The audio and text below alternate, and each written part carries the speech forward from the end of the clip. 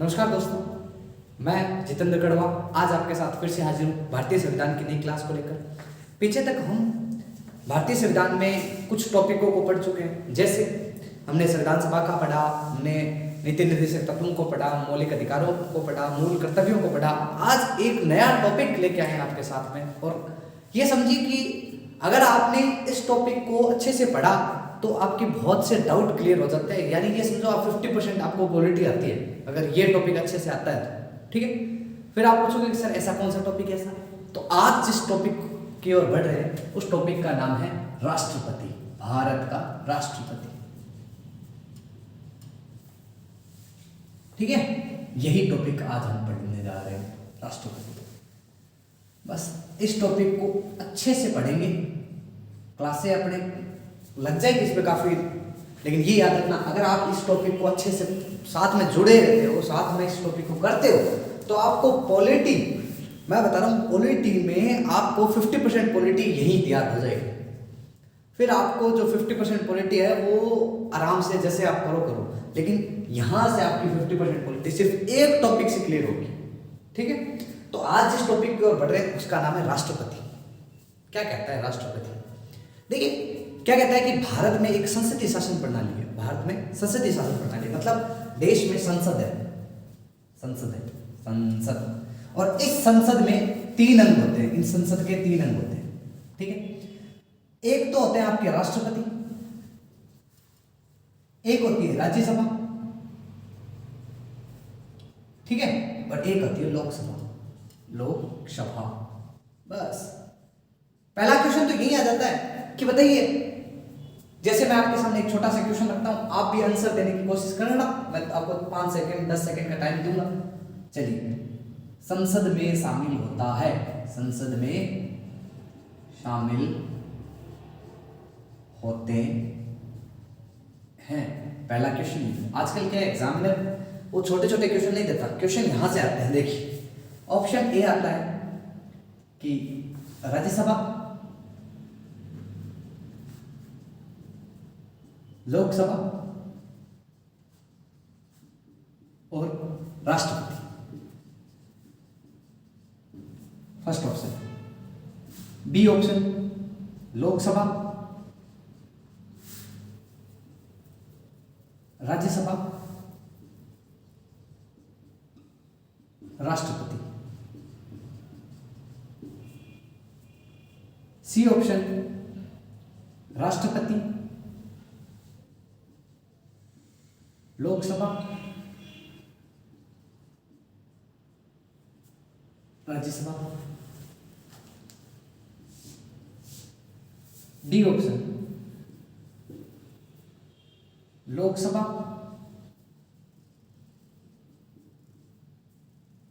राष्ट्रपति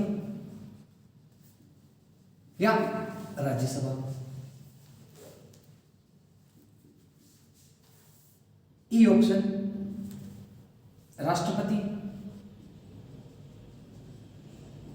राज्यसभा और लोकसभा। बस देखिए क्वेश्चन इतना इजी है, आप खुद कहोगे कि सर क्या है इसमें, सेम ऑप्शन दे दिए, मतलब क्या है, राज्यसभा तीनों में, इधर लोकसभा राष्ट्रपति है। इन चीजों का क्या मतलब हुआ? आपने क्वेश्चन पूछा हमसे, लेकिन याद रखना आजकल क्या एग्जामिनर दिमाग से बहुत सोच समझ के पेपर बनाता है कि जो सामने पेपर दे रहा है ना, मेरा जो पेपर दे रहा है उसको कैसे मैं कंफ्यूज करूं, कैसे उसको मैं पेपर में क्वेश्चन गलत कराऊं। वो हमेशा इसी फिराक में रहता है, और आप हमेशा तैयार रहना इस चीजों के लिए। इन चीजों को आप हमेशा प्रिपेयर रहना। देखिए ये ऑप्शन कैसे हो रहा है कैसे नहीं, सुनिए मैं आपके सामने एक छोटी सी ट्रिक है, सरला, ये याद रखना। क्या नाम है? सरला। स से मतलब होता है संसद, र से मतलब होता है राज्यसभा, और इस ल से याद रखोगे लोकसभा। ठीक है, देखो संसद का उल्लेख मिलता है आर्टिकल 79 में, 80 में उल्लेख मिलता है राज्यसभा का, और 81 में उल्लेख मिलता है लोकसभा का। और राष्ट्रपति जो मध्य है हमारे प्रेसिडेंट साहब, राष्ट्रपति, राष्ट्रपति का उल्लेख मिलता है आर्टिकल 52 में। ठीक है, कौन से आर्टिकल में? आर्टिकल 52 में। तो बस आर्टिकल 52 पहले आएगा, बाद में 80, फिर 81।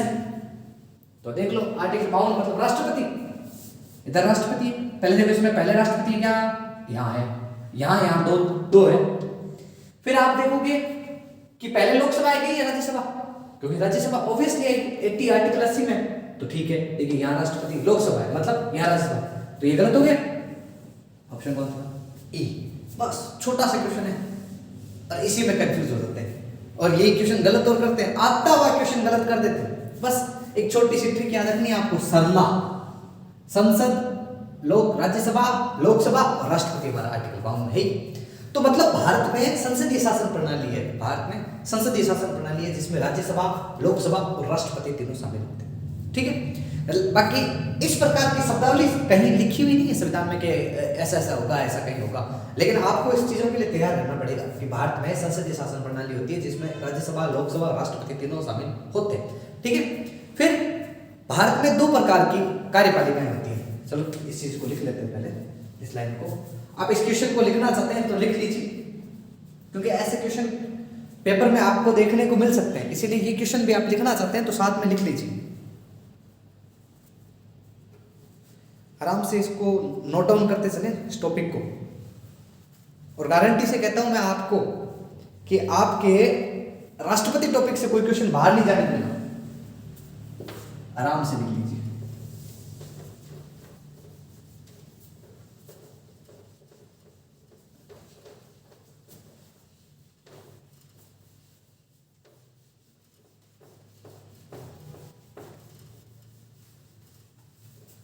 चलिए उस लाइन को जो मैंने बोली लिख लेते हैं कि भारत में संसदीय शासन प्रणाली है, संसदीय शासन प्रणाली है, शासन प्रणाली है। हालांकि इस प्रकार की शब्दावली संविधान में उल्लेखित नहीं है।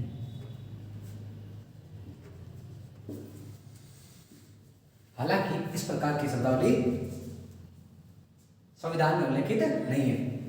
अब देखिए आगे क्या कहना चाहता है। अब जो बात करना चाह रहा हूं वो है कि भारत में संसदीय शासन प्रणाली है, जो संसदीय शासन व्यवस्था है उसमें कार्यपालिका 2 प्रकार की होती है। ठीक है, क्या है? कार्यपालिका 2 प्रकार की होती है, एक होती है नाम मात्र की कार्यपालिका, एक होती है वास्तविक कार्यपालिका। नाम मात्र की कार्यपालिका का हमेशा अध्यक्ष होते हैं जो प्रधान राष्ट्रपति होते हैं, और जो वास्तविक होती है जो सामने दिखती है कार्यपालिका, उसके अध्यक्ष हमेशा कौन होते हैं? जो नेता होते हैं वो हमेशा राष्ट्रपति प्रधानमंत्री होते हैं। ठीक है, तो क्या लिखोगे कि संसदीय शासन व्यवस्था में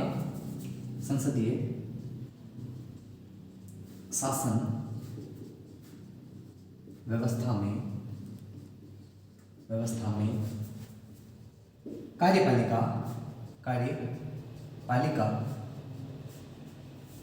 2 प्रकार की होती है।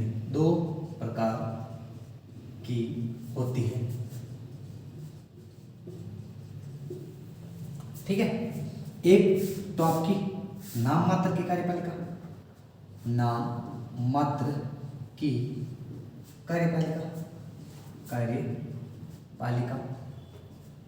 और एक होती है वास्तविक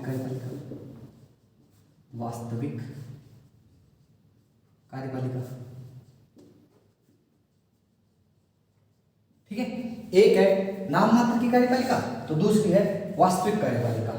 ठीक है, नाम मात्र की कार्यपालिका के जो अध्यक्ष होते हैं उन्हें हमेशा राष्ट्रपति कहते हैं। मतलब नाम मात्र की कार्यपालिका के अध्यक्ष हमेशा राष्ट्रपति होते हैं, और जो वास्तविक कार्यपालिका होता है उसके अध्यक्ष हमेशा कौन होते हैं? प्रधानमंत्री होते हैं। प्रधानमंत्री।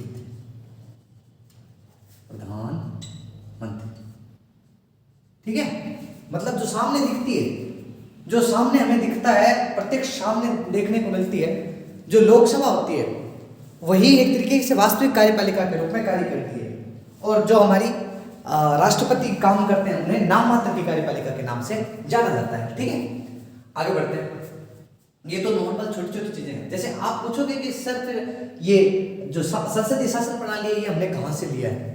हम जानते हैं कि हमारे संविधान पर सबसे ज्यादा असर ब्रिटेन ने ही डाला है, क्योंकि ब्रिटेन के हम गुलाम हैं, और ब्रिटेन की जिस प्रकार ब्रिटेन में दो प्रकार से कार्यपालिका चलती है, मतलब एक तरफ तो ब्रिटेन की महारानी होती है, तो दूसरी तरफ ब्रिटेन में प्रधानमंत्री पद होता है जो मुख्य काम संभालता है। तो हमारा जो राष्ट्रपति पद है ना, वो ब्रिटेन की महारानी के बराबर या ब्रिटेन के सम्राट के बराबर रखा जाता है। ठीक है, तो हमारे ऊपर ब्रिटेन का बहुत ज्यादा असर रहा, इसीलिए हमने कौन सी व्यवस्था अपनाई है? संसदीय शासन प्रणाली अपनाई है। जैसे फिर आप कहोगे दूसरी कौन सी होती है? दूसरी होती है अध्यक्षात्मक शासन प्रणाली, जो यूएसए में चलती है। मतलब वहाँ एक राष्ट्रपति होगा, कोई प्रधानमंत्री वगैरह कुछ नहीं होता, जो राष्ट्रपति करता है वही देश में सब कुछ होता है, उसे बोलते हैं अध्यक्षात्मक शासन प्रणाली। ठीक है, लेकिन हमारे कौन सी शासन प्रणाली है? संसदीय शासन प्रणाली। कहाँ से अडोप्ट की है? ब्रिटेन से ही एग्जैक्ट अडोप्ट की है हमने। ठीक है, लिखें इस चीज को, और हम बढ़ते हैं राष्ट्रपति टॉपिक पर। चलिए, लिख लिया होगा आपने?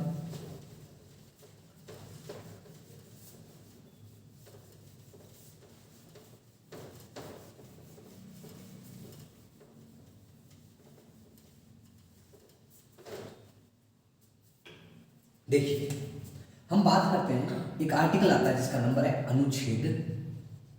अनुच्छेद को ही इंग्लिश में आर्टिकल कहते हैं, अनुच्छेद 52। आर्टिकल 52 कहता है कि भारत में एक राष्ट्रपति होगा, भारत का एक राष्ट्रपति होगा। आर्टिकल 52 पूरे भारतीय संविधान का सबसे छोटा अनुच्छेद है।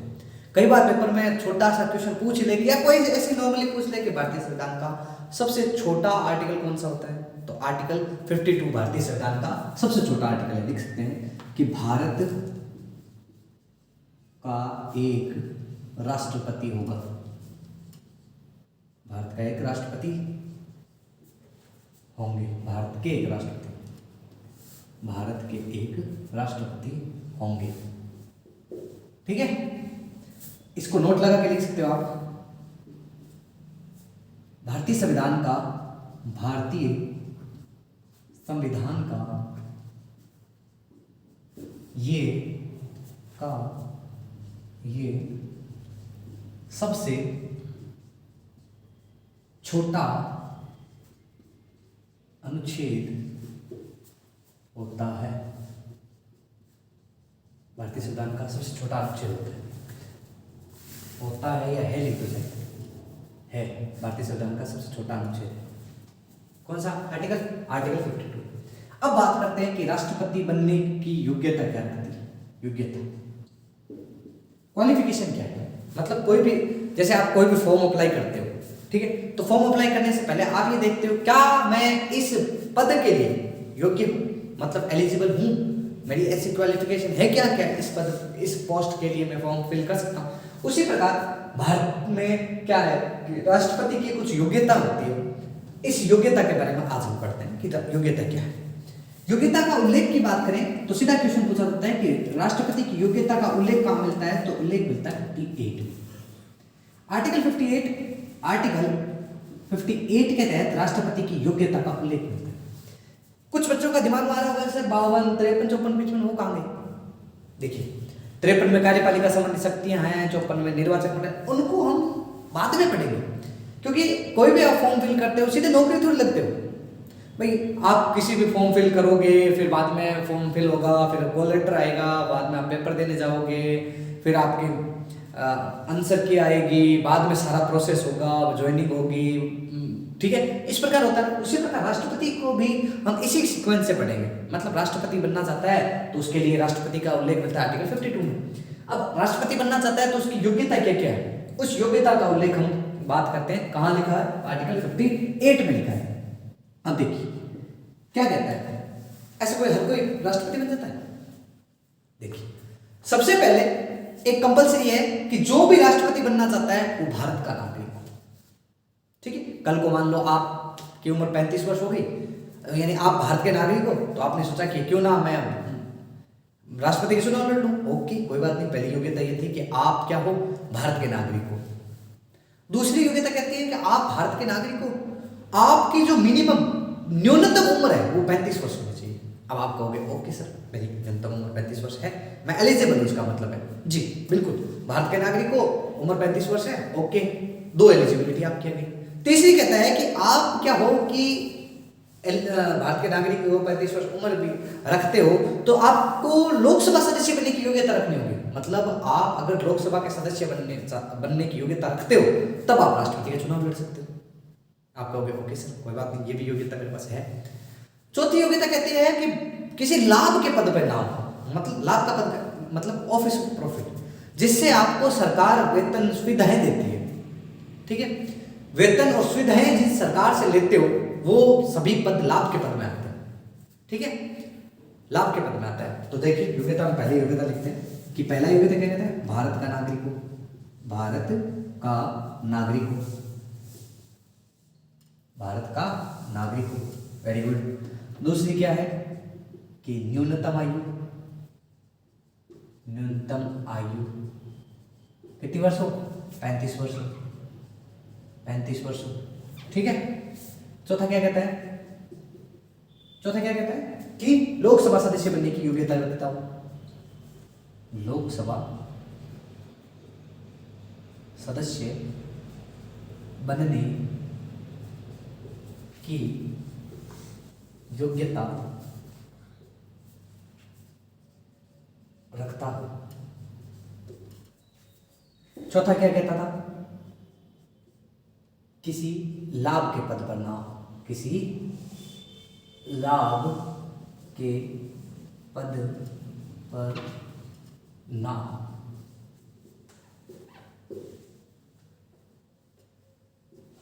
ठीक है, पहला भारत के नागरिक हो, दूसरा न्यूनतम आयु 35 वर्ष, तीसरा लोकसभा सदस्य बनने की योग्यता रखता हूं, चौथा किसी लाभ के पद पर ना हो। ठीक है, ये तो नॉर्मल सबको पता होती है। अब देखिए बात तो अब बनती है मेन चीज, तो भारत का नागरिक हो, यानी आप लोकसभा आप राष्ट्रपति का चुनाव लड़ना चाहते हो तो भारत के नागरिक। लेकिन याद रखना कहीं भी ये नहीं लिखा कि भारत का नागरिक मूल रूप से भारतीय हो, ये जरूरी नहीं है। अगर आप किसी अन्य देश से हो, भारत की नागरिकता ले लेते हो, तो आप भारत के नागरिक हो, आप राष्ट्रपति के चुनाव लड़ सकते हो। ठीक है, और आप भारत में रहते हुए 10 साल हो गए और भारतीय नागरिकता आपको मिल चुकी है, तो आप राष्ट्रपति के चुनाव लड़ सकते हो। ठीक है, मूल रूप से भारतीय होना संविधान में कहीं नहीं लिखा हो, तो हम ये बात स्पेशली नोट लगा के लिखोगे, क्योंकि क्वेश्चन ऐसे ही पूछे जाते हैं। ऑप्शन आ गया, निम्न में से असत्य कथन को छांटिए। पहला दे दिया मूल रूप से भारतीय नागरिक हो, तीसरा दे दिया न्यूनतम आयु 35 वर्ष हो, चौथा दे दिया लोकसभा सदस्य बनने की योग्यता रखते हो, बाद में ऑप्शन एक और दे दिया। अब आप कहोगे हाँ भारत का नागरिक हो, ओके डन, लेकिन ये याद रखना कहीं भी मूल रूप से भारतीय लिखा होना संविधान में उल्लेखित ही नहीं है। तो आप नोट लगा के लिख सकते हो इस बात को कि मूल रूप से भारतीय नागरिक होना संविधान में उल्लेखित नहीं है, संविधान में उल्लेखित नहीं है, उल्लेखित नहीं। Very good. और चलो ये तो अच्छी बात है, मूल रूप से भारतीय नागरिक होना ऐसा शब्द उल्लेखित नहीं है। अब बात आती है ऑफिस ऑफ प्रॉफिट, लाभ का पद। अब आप पूछोगे कि सर लाभ के पद में कौन कौन आता है, कौन कौन नहीं आता। ठीक है, लाभ के पद में तो मैंने अभी बता दिया कि वो सभी लोग आते हैं जो क्या हो, सरकार से वेतन में सुविधाएं उपलब्ध होती है उनको। ठीक है, जो सरकार या फिर गवर्नमेंट का अधिकारी होता है, एक तरीके से ये समझ लो कि गवर्नमेंट अधिकारी, एम्प्लॉयमेंट, गवर्नमेंट एम्प्लॉयर या सरकारी आदमी जो सरकारी नौकरी लग चुका, वो सभी लाभ के पद में आता है। लेकिन एक बात आप नोट लगा के लिख देना कि राष्ट्रपति, उपराष्ट्रपति, राज्यपाल, संघ व राज्य के सभी मंत्री, संघ व राज्य सरकार के सभी मंत्री लाभ के पद में नहीं आते, लाभ के पद में नहीं आते। तो नोट लगा के लिख सकते हैं कि राष्ट्रपति राष्ट्रपति, उपराष्ट्रपति, उपराष्ट्रपति, राज्यपाल, राज्यपाल तथा संघ व राज्य सरकार, संघ व राज्य सरकार के मंत्री लाभ के पद में नहीं आते, लाभ के पद में नहीं आते। ठीक है। कुछ बच्चों का सवाल होगा अक्सर, फिर प्रधानमंत्री जाता होगा, अरे प्रधानमंत्री है, मुख्यमंत्री है, ये चुनाव प्रधानमंत्री के रूप में थोड़े लड़ते हैं, ये तो संघ सरकार में राज्य सरकार के मंत्री के रूप में चुनाव लड़ते हैं। ठीक है। संघ सरकार में राज्य सरकार के जो भी लोकसभा सदस्य, एमएलए, एमपीज, इनके रूप में चुनाव लड़ते हैं। बाद में क्या होता है कि जो प्रधानमंत्री होता है, लोकसभा में जितनी सीटें होती है, लोकसभा में जो पार्टी जीत कर आती है, उनका सर्वोच्च नेता क्या हो जाता है, प्रधानमंत्री नियुक्त किया जाता है। प्रधान मतलब क्या होता है, जो सबको लीड करे। मंत्री मतलब मंत्रियों को लीड करने वाला प्रधानमंत्री। मुख्यमंत्री मतलब सभी मंत्रियों में जो मुख्य है वो मुख्यमंत्री है। तो मुख्यमंत्री और प्रधानमंत्री के अलग से कोई इलेक्शन नहीं होते, इनको लोकसभा व विधानसभा में से एक व्यक्ति को नेता बनाया जाता है और वो उनमें क्या करता है, चुनाव लड़ता है। ठीक है। वो उनको प्रधानमंत्री, राज्यपाल मुख्यमंत्री को बना देता है, राज्यपाल किसी व्यक्ति को मुख्यमंत्री नियुक्त कर देता है और राष्ट्रपति किसी व्यक्ति को प्रधानमंत्री नियुक्त कर देता है। ठीक है। तो प्रधानमंत्री और मुख्यमंत्री इन पद में नहीं आएंगे, क्योंकि वो भी एक क्या मंत्री तो है, बस वो मुख्यमंत्री है, वो प्रधानमंत्री है। जो मंत्रियों में भी प्रधान हो, प्रधानमंत्री, जो मंत्रियों में मुख्य हो, वो मुख्यमंत्री। ठीक है। तो इसीलिए यहां ये शब्द लिखा हुआ नहीं है, और इस चीज को आप कॉमन सेंस से समझे। ठीक है।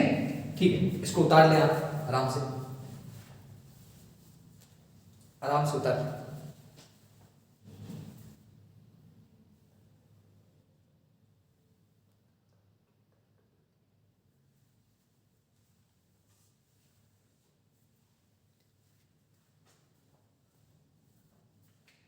आराम से लिखिए।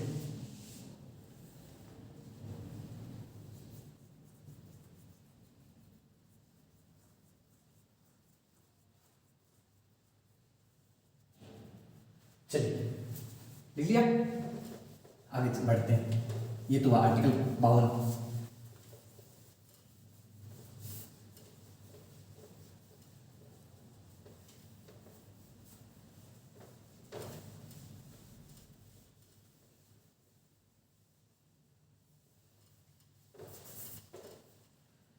आगे बढ़ते हैं। अब बात करते हैं कि राष्ट्रपति का निर्वाचक मंडल, निर्वाचक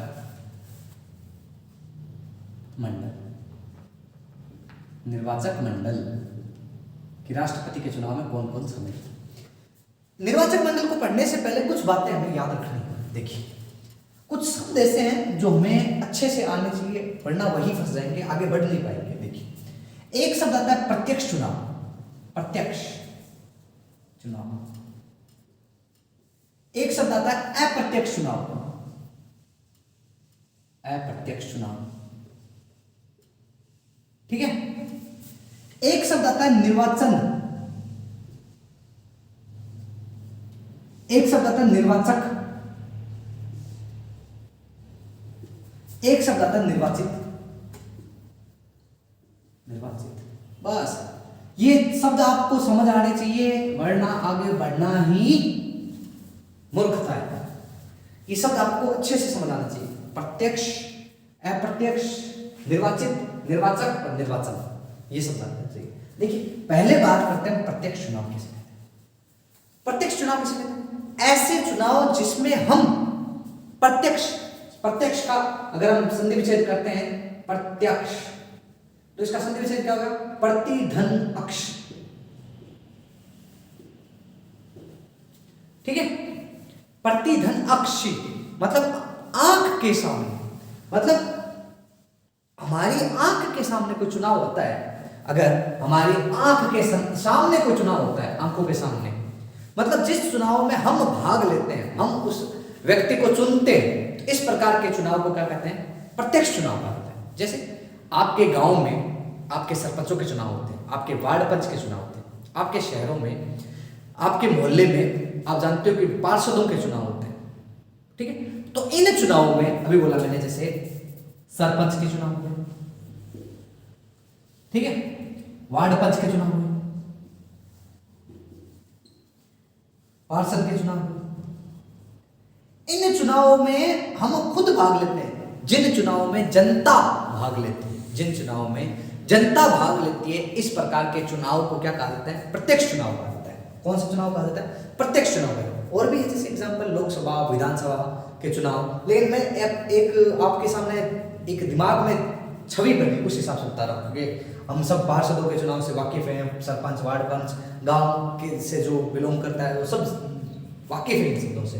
इसीलिए मैंने आपके सामने एक छोटा सा एग्जांपल लिया है। सरपंच है, वार्ड पार्षद है, वार्ड पंच है, पार्षद है, ये सब जिन चुनाव में जनता प्रत्यक्ष रूप से शामिल होती है, इस प्रकार के चुनाव को क्या कहा जाता है? इस प्रकार के चुनाव को प्रत्यक्ष चुनाव कहा जाता है।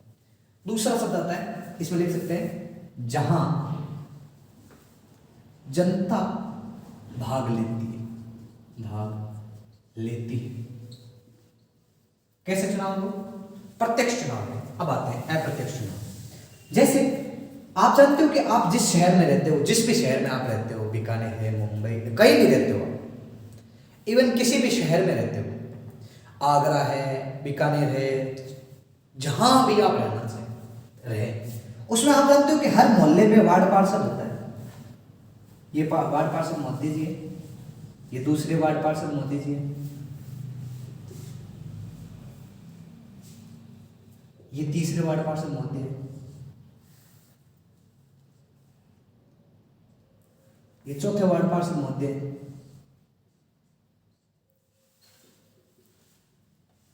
ये पांचवें वार्ड पार्षद महोदय, ये सभी वार्ड पार्षद है, ठीक है, अपने अपने हिसाब से सेट हो रखे, ठीक है।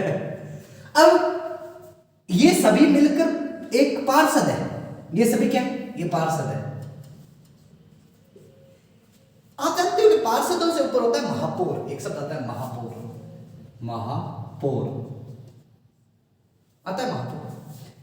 तो इनमें से क्या करते हैं? जितने भी वार्ड पार्षद होते हैं आपके, जितने भी वार्ड पार्षद होते हैं, उनमें से एक व्यक्ति को सभी वार्ड पार्षद मिलकर महापौर बना देते हैं। क्या बना देते हैं? महापौर बना देते हैं। ये महापौर महोदय है, स्टाइल से चल रहे हैं, ये महापौर महोदय, ठीक है। तो जनता द्वारा चुने गए लोग अपने में से अगर किसी अन्य व्यक्ति का चुनाव करते हैं, तो इस प्रकार के चुनाव को अप्रत्यक्ष चुनाव कहा जाता है। मतलब जनता द्वारा चुनाव किया गया, वो आगे किसी सदस्य को चुनाव करती है, तो इस प्रकार के चुनाव को क्या कहा जाता है? अप्रत्यक्ष चुनाव कहा जाता है। समझ आया? प्रत्यक्ष मतलब जहां जनता डायरेक्ट भाग लेती है, उन्हें प्रत्यक्ष चुनाव। जहां जनता डायरेक्ट भाग नहीं लेती, प्रत्यक्ष भाग नहीं लेती, तो इस प्रकार के चुनाव को क्या कहा जाता है? अप्रत्यक्ष चुनाव कहा जाता है। अप्रत्यक्ष चुनाव कहा जाता है।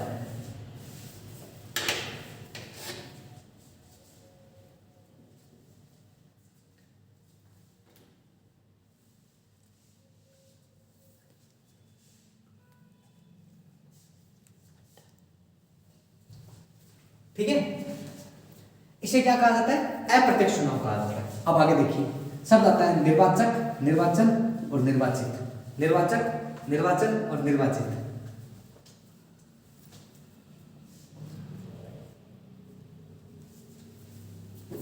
अब देखिए निर्वाचन क्या है? निर्वाचन क्या है? जैसे जहां जनता भाग लेती है, जहां जनता भाग लेती है, इस प्रकार के चुनाव को निर्वाचन, मतलब प्रत्यक्ष और निर्वाचन एक ही बात है। दूसरा शब्द आता है निर्वाचित। जनता ने इन वार्ड पार्षदों को चुनाव किया, तो ये वार्ड पार्षद जनता द्वारा निर्वाचित हो चुके हैं। ये वार्ड पार्षद जनता द्वारा निर्वाचित हो चुके हैं। तो ये क्या, ये शब्द क्या आता है? निर्वाचित। अब निर्वाचित क्या कहते हैं? निर्वाचक मतलब जनता द्वारा चुने गए लोग आगे किसी अन्य सदस्य का चुनाव करते हैं, तो उन्हें निर्वाचक कहा जाता है। जैसे आपने देखा होगा कि अभी लास्ट टाइम द्रौपदी मुर्मू का जब राष्ट्रपति के रूप में चुनाव हुआ, क्या उस चुनाव में आपने भाग लिया? नहीं। क्योंकि उस चुनाव में कौन भाग ले रहे थे? जनता द्वारा चुने गए लोग उसमें भाग ले रहे थे। वो इसीलिए यहाँ सब लिखा है मैंने निर्वाचक मंडल, निर्वाचन मंडल नहीं लिखा, निर्वाचक मंडल लिखा है। ठीक है। राष्ट्रपति जैसे लोकसभा अध्यक्ष का चुनाव है, ये समझ लो एक राष्ट्रपति, और आप यहां समझ आ गया होगा ये चीजें। तो अगर हाँ, अब अगर निर्वाचन जैसे सभी राज्यसभा के सदस्य, सभी लोकसभा के सदस्य, सभी विधानसभा के सदस्य, ऐसा मिलकर सभी लोग अगर राष्ट्रपति को चुनते हैं तो राष्ट्रपति भी इन लोगों द्वारा निर्वाचित हुए। इन लोगों द्वारा राष्ट्रपति भी निर्वाचित हुए। और निर्वाचक मतलब समझ गए आप? निर्वाचक हमारे द्वारा चुने गए लोग आगे किसी अन्य व्यक्ति को चुनते हैं, मतलब राष्ट्रपति को चुनता है, तो वो निर्वाचक है। समझ आया? ये हुआ निर्वाचक। ये चीजें लिख लें आप, जरूरी है, लिखे लीजिए।